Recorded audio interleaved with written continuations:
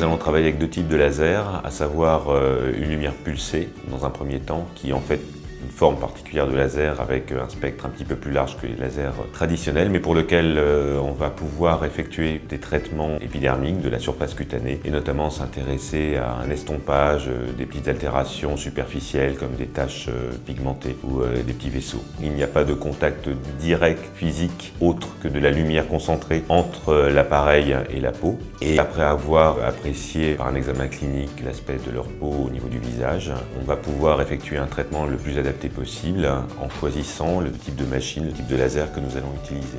Le bénéfice qu'une patiente peut attendre après les soins dépend bien évidemment de la raison pour laquelle on la voit. Si on a une atteinte plutôt épidermique avec des taches pigmentaires, on va chercher à les estomper et on peut également travailler sur le micro-relief cutané. On prescrit très souvent une crème de soin après les traitements par laser, simplement parce que la plupart reposent sur un effet thermique. Et comme cet effet thermique entraîne des rougeurs réactionnelles, on prescrit bien sûr à ce moment-là une crème apaisante anti-rougeur, comme par exemple la crème Sebelia.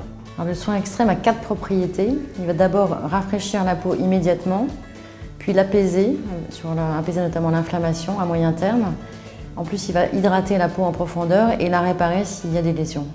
Parce qu'après certains lasers, comme les lasers fractionnés, ablatifs ou non ablatifs d'ailleurs, après les radiofréquences, il y a un échauffement intense de la peau avec une déshydratation majeure et donc la peau a besoin d'être à la fois apaisée et réhydratée.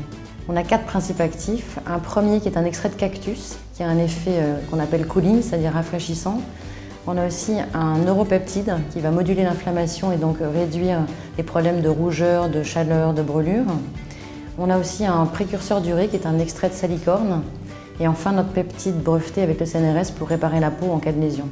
Le soin extrême, il va s'appliquer immédiatement après l'intervention pour avoir justement cet effet sur la température cutanée. Et après, à la maison, aussi souvent que nécessaire, s'il faut 2, 3, 4 fois par jour. Il faut préparer la peau avant l'intervention. À ce moment-là, pendant 8 jours, à raison de 3 fois par jour, on va appliquer le soin à l'endroit où la peau va être traitée. Et ça va permettre de diminuer l'inflammation en préparation de la peau. Alors c'est une texture qui est très fraîche, c'est un gel très léger, qui du coup glisse sur la peau, ce qui est important quand la peau est très échauffée et qui va pénétrer très rapidement pour provoquer cette sensation de rafraîchissement immédiat. Et en plus, on a évité de mettre un parfum, qui fait qu'on peut le mettre sur toutes les peaux, même complètement intolérantes, même très réactives. On peut aussi poursuivre le geste à la maison avec l'anti-âge Sebelia qui va à la fois lisser et raffermir la peau. C'est un produit qui contient notre extrait actif de l'aminine 5 qui va permettre de jouer sur l'ancrage du derme et de l'épiderme et de régénérer les cellules de l'épiderme.